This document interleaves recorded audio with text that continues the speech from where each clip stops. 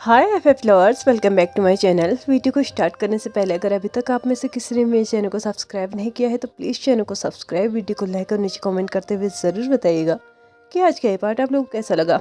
और I am really very sorry कि इतने दिनों से बिना किसी अपडेट के मैंने कोई भी वीडियो अपलोड नहीं की। आप लोग वेट कर रहे होंगे, लेकिन फिर भी मैंने किसी भी वीडियो को अपलोड नहीं किया, तो इसके लिए मैं माफ़ी चाहती हूँ। एक्चुअल में पता नहीं क्यों, बट जब से न्यू ईयर शुरू हुआ है तब से मेरे हेल्थ इश्यूज़ कुछ ज़्यादा ही होते जा रहे हैं, और वो भी अचानक ही हो जाते हैं। और ऐसा ही मेरे साथ अभी भी हुआ।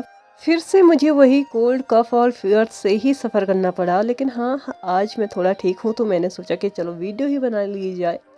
अगर मैं ठीक रही तो मैं कंटिन्यू करूँगी, नहीं रही तो मैं फिर से बिस्तर पकड़ लूँगी।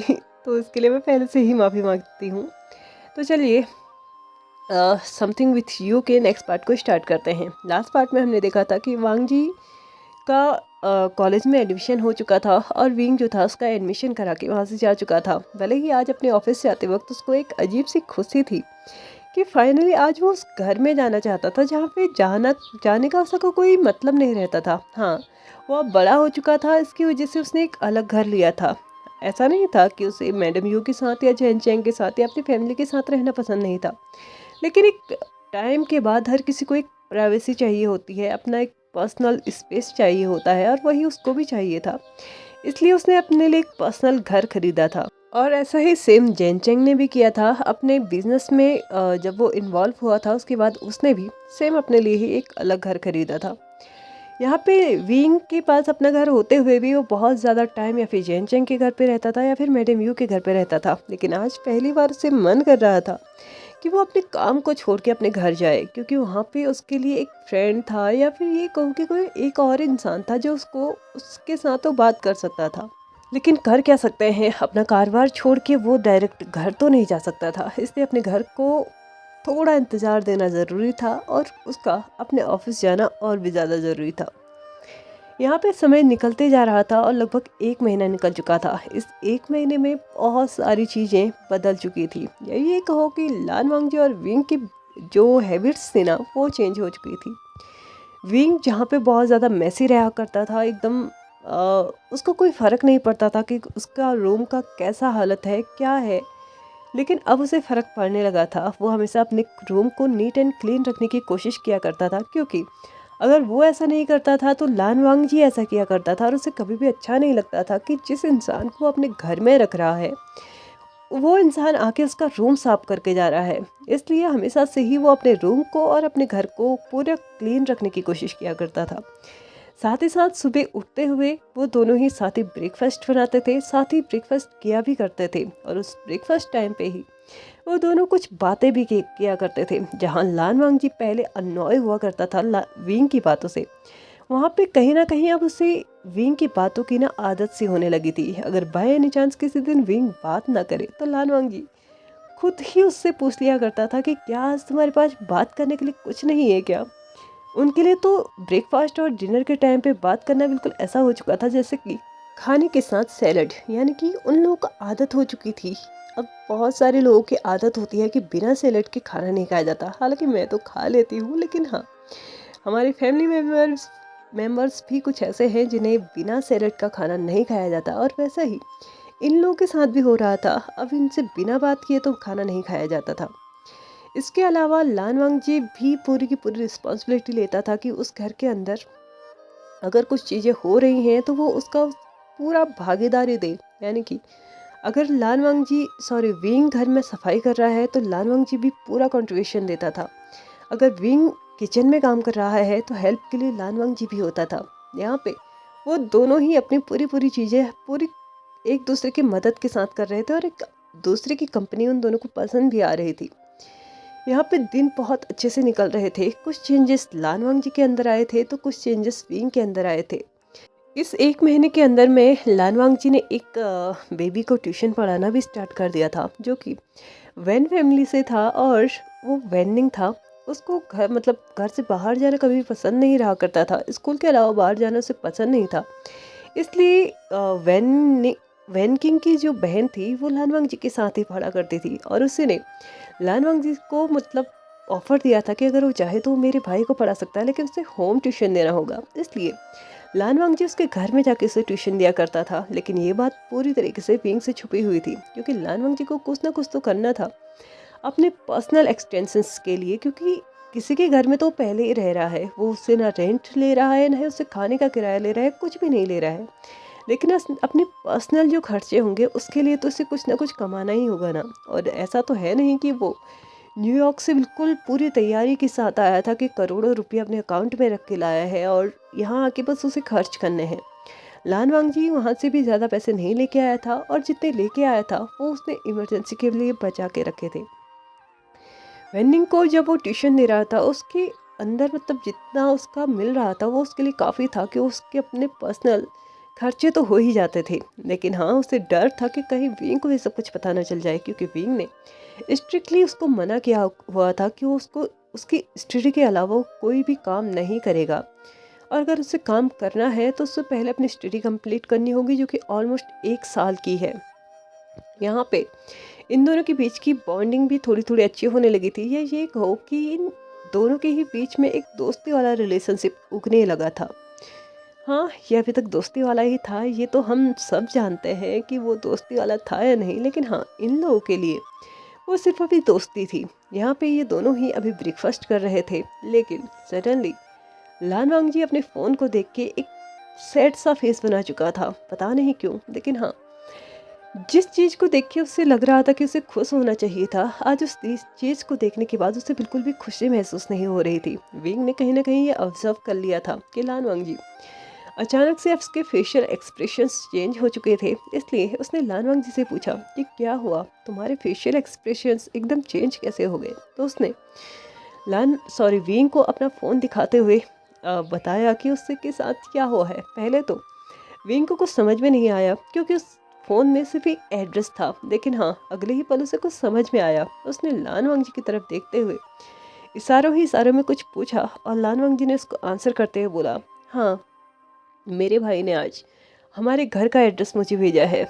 लान वांगजी ने जैसे ही विंग को ये बताया कि उसके भाई यानी कि लान वांगजी के भाई ने उसे उसके घर का एड्रेस भेजा है, तो विंग के हाथ से वो स्पून नीचे गिर चुका था, जो कि ऑलमोस्ट उसके होंठों के अंदर जाने वाला था, या ये कहो कि उसके मुंह के अंदर जाने वाला था, क्योंकि वो इस वक्त ब्रेकफास्ट कर रहा था और खाना कंटिन्यूसली खा रहा था। भले ही उसने क्वेश्चन भी किया था, लेकिन फिर भी उसने कंटिन्यूसली उस खाने को खाना बंद नहीं किया था। लेकिन हाँ, जैसे ही वांगजी ने उसे ये बताया कि उसके भाई ने उसे क्या भेजा है, तो वो इस शौक की वजह से, या ये कहो कि थोड़ा सा ही जो झटका उसे लगा था ना, उसकी वजह से उसका वो स्पून उसके हाथ से नीचे गिर के सीधे उसके पेट पे जाके गिरा था। भले ही इस चीज़ को कवर अप करने के लिए विंग ने फिर से उस स्पून को हाथ में पकड़ लिया था, लेकिन हाँ, कहीं ना कहीं ये बात सच थी कि विंग को बिल्कुल भी पसंद नहीं आया कि लैन वांगजी के भाई ने उसको उसके घर का एड्रेस भेजा है।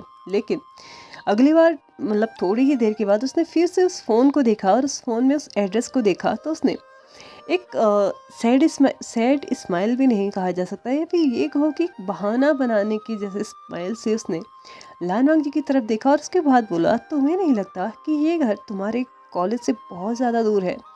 इवन मुझे लगता है इसमें 3 से 4 घंटे लग जाएंगे तुम्हें कॉलेज पहुंचाने में, और वहीं से वापस जाने में बहुत ज़्यादा टाइम लग जाएगा। मुझे नहीं लगता कि तुम्हें यहाँ पे शिफ्ट होना चाहिए।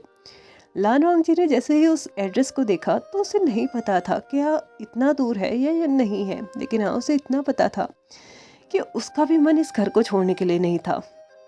हालांकि विंग भी नहीं जानता था कि वो घर एक्चुअल में है कहाँ। भले ही वो चाइना में ही रहता था, लेकिन फिर भी उसे एग्जैक्टली नहीं पता था कि ये घर कहाँ पे है। लेकिन हाँ, जहाँ तक उसको पता है कि उसकी जानकारी में ये घर उसे नहीं पता है, या ये कहो कि ये एरिया बहुत ज़्यादा दूर पड़ता है। इसलिए उसने लान वांगजी से बोला था कि कम से कम 3 से 4 घंटे लग जाएंगे तुम्हें यहाँ से आने में, आई मीन कॉलेज से घर और घर से कॉलेज जाने में। तुम्हें ऑलमोस्ट सुबह से शाम हो जाएगी या रात हो जाएगी, और इसके बीच में तुम्हें कोई और चीज़ों के लिए भी टाइम नहीं मिलेगा। तुम्हें ना खाने का टाइम मिलेगा और ना ही आराम का टाइम मिलेगा।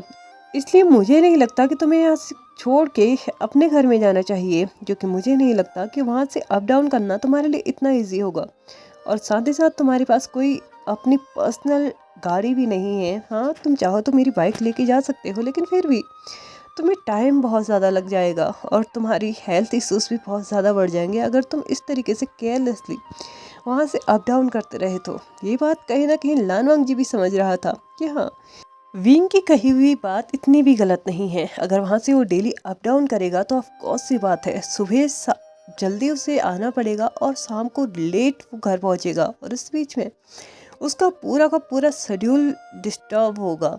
जहाँ पे उसको इतना टाइम मिल रहा है, इतने अच्छे से वो हर एक चीज़ कर पा रहा है, मैनेज कर पा रहा है, शायद इस चीज़ का टाइम उसे फिर ना मिले। भले ही वो अपने अंदर से अभी तक ये नहीं जानता था कि एक्चुअल रीजन क्या है, लेकिन हाँ, निष्कर्ष लास्ट में यही निकला था कि उसे भी इस घर को छोड़ने का बिल्कुल भी मूड नहीं था। लेकिन हाँ, उसके भाई ने एड्रेस भेजा था तो ऑफकोर्स सी बात थी, कहीं ना कहीं वो भी जानता था कि उसका अपने घर में रहना ही सही रहेगा किसी और के घर में रहने से। यहाँ पे लानवांग जी दो तरीके से सोच रहा था कि एक तो उसे यहाँ पे भी रहना है और यहाँ पे नहीं भी रहना है। यहाँ पे रहना है क्योंकि सारी सुख सुविधाएं उसको मिल जाएंगी, उसके लिए चीज़ें मैनेज करना आसान हो जाएगा। लेकिन यहाँ पे वो नहीं भी रहना चाहता क्योंकि यहाँ पे भले ही विंग उससे कभी कुछ कहता नहीं है, इसका मतलब ये नहीं है कि तुम ज़बरदस्ती किसी के घर में इतने दिनों तक बस रहते ही जाओ और बिना किसी पे आउट के। आई मीन, ना ही तुम रेंट पे कर रहे हो, ना ही किसी चीज़ में उसकी हेल्प कर रहे हो। आई मीन, फाइनेंशियली हेल्प तो तुम नहीं कर रहे हो। इसलिए कहीं ना कहीं ये चीज़ें लानवांग जी के रिस्पेक्ट को या फिर सेल्फ रिस्पेक्ट को हर्ट कर रही थी। लेकिन फिर भी उसका दिल एक तरीके से ये भी बोल रहा था कि उसे यहाँ पे जितना कंफर्टेबल फील होता है शायद वो वहाँ जाके ना मिले। यहाँ पे सब चीज़ें उसके माइंड में बस मिक्सअप होते जा रही थी, और यहाँ पे विंग था जो कि फिर से टेस्ट हो रहा था इस वजह से कि कहीं उसको फिर से इस घर में अकेले ना रहना पड़े, जो कि वो एंटरटेन हो रहा था लानवांग जी की वजह से। इतने एक महीने से वो अपने घर से बाहर जाने की बिल्कुल भी इच्छा नहीं करता था, और इवन इन एक महीने में ना ही वो अपने जैन चैंग से मिलने गया था, ना ही मैडम यू से मिलने गया था। जब भी आते थे वो दोनों यहाँ पे आते थे, इसके अलावा वो कभी भी नहीं गया क्योंकि उसके पास एक रीज़न था घर आने का। यहाँ पे ये दोनों ही अपने अपने तरीके से सोचे जा रहे थे कि अब इन्हें क्या करना चाहिए। वैसे एक्चुअल में तो सिर्फ लानवांग जी ही सोच रहा था, लेकिन फिर भी विंग के माइंड में भी बहुत सारी चीज़ें चल रही थी क्योंकि वो भी नहीं चाहता था कि लानवांग जी यहाँ से जाए। दूसरी तरफ लानवांग जी का भाई था लैन सिचेन, जो कि पिछले एक महीने से ये पता कर रहा था कि लानवांग जी कहाँ पे रह रहा है, और अभी उसे पता भी था कि लानवांग जी कहाँ पे रह रहा है। इसलिए फाइनली उसने लानवांग जी को उसके घर का पता भेज दिया था कि अगर वो चाहे तो वहाँ पे जाके रह सकता है, और अगर ना चाहे तो जहाँ पे रह रहा है वहाँ पे भी वो कंफर्टेबली रह सकता है। ये मैसेज उसे लगभग आधे घंटे के बाद आया था, जब तक कि उसने अपने माइंड में बना लिया था कि ठीक है, अगर भाई ने उसे घर का पता भेजा है तो वो वहाँ पे जाएगा। लेकिन जब उसके भाई का मैसेज आया था कि अगर तुम यहाँ पे और ज़्यादा कंफर्टेबल हो तो तुम यहाँ पे रह सकते हो, ये मैसेज तो मानो लानवांग जी को एक अलग ही रिलीफ दे गया, क्योंकि कहीं ना कहीं उसको ऐसा लग रहा था कि कहीं ऐसा ना हो कि उसके भाई, मतलब उसने खुद से ही उसके भाई से हिम्मत करके एड्रेस पूछा था, और उसके बाद अगर वो वहाँ पे नहीं गया तो उसके भाई को कैसा लगेगा। एक तो वो घर छोड़ के पहले ही भागा है, और उसके ऊपर से फिर से उसके भाई की हेल्प उसने ली है, लेकिन फिर भी वो वहाँ पे नहीं गया, तो ये सारी चीज़ें बहुत ज़्यादा मैस्ड अप हो जाएंगी। कहीं ना कहीं इस बात को सोचते हुए लानवांग जी सोच चुका था कि ठीक है, जो होगा देखा जाएगा और मैं अपने घर में ही जाके रहूँगा। लेकिन लगभग आधे घंटे के बाद वो फिर से अपने लैंसी चैन का मैसेज अपने फ़ोन में देखता है, और उस वक्त वो कॉलेज के लिए रेडी हो रहा था। तो वो तब देखता है कि लैंसी चैन फिर से उसे मैसेज करता है कि अगर तुम्हारे लिए कॉलेज वहाँ से दूर पड़ेगा या फिर कोई और प्रॉब्लम्स तुम्हें यहाँ से फेस करने पड़ेंगे तो तुम वहाँ पे मत जाना, कोई प्रॉब्लम नहीं है, जहाँ पे तुम रह रहे हो वहाँ पे रह लो। तुम चाहो तो हम यहाँ से पैसे भेज सकते हैं और तुम उस घर का रेंट पे कर सकते हो। लेकिन लानवांग जी ने तुरंत उन्हें रिप्लाई करते हुए बताया कि जिसके घर में मैं रह रहा हूँ वो मुझसे रेंट नहीं लेना चाहता, और साथ ही साथ वो चाहता है कि मैं अपना पूरा का पूरा कॉन्सेंट्रेट करूँ पढ़ाई में, इसलिए वो रेंट तो नहीं लेगा। लेकिन हाँ, मैं खुश हूँ इस बात से कि आपने मुझे यहाँ पे रहने की परमिशन दे दी है, क्योंकि यहाँ से कॉलेज सिर्फ 20 मिनट की दूरी पे है। अगर मैं पैदल भी चलता हूँ तो भी मैं 20 मिनट या आधे घंटे में वहाँ पे पहुँच सकता हूँ। और हाँ, मैं भी नहीं जानता कि वहाँ पे कितनी चीज़ें अवेलेबल होंगी कितनी नहीं होंगी। आई मीन, जो हमारा घर है इसलिए अभी तो मैं वहाँ पे जाने की नहीं सोच रहा, लेकिन अगर एक बार मैं वहाँ पे विज़िट करके आया और मुझे सब कुछ ठीक लगा तो मैं वहाँ पे चले जाऊँगा। ये चीज़ है। उसने अपने ब्रदर को श्योरिटी दी थी, भले ही उसके ब्रदर ने यहाँ पे कोई ज़्यादा नानुकुर नहीं किया था, और हाँ, एग्री कर दिया था कि ठीक है, अगर तुम यहाँ पे रहना चाहते हो तो तुम रह सकते हो, लेकिन हाँ, मंथली वो कुछ पैसे भेजेंगे जिनका यूज़ उसे करना होगा, और अगर वो कोई पार्ट टाइम जॉब कर रहा है तो वो उसे तुरंत छोड़ दे, क्योंकि ऐसे में तो लेंस चैन भी नहीं चाहते थे कि उसका भाई अगर पढ़ाई कर रहा है तो वो पढ़ाई के बीच में अपने पर्सनल एक्सपेंसेस के लिए बस पैसे ही कमाते रह जाए, अपनी पढ़ाई से ध्यान हटा ले। इसलिए उन्होंने भी लान वांगी को वार्न कर दिया था कि अगर बाय एनी चांस तुम कोई पार्ट टाइम जॉब कर रहे हो तो उन्हें अभी के अभी रोक दो।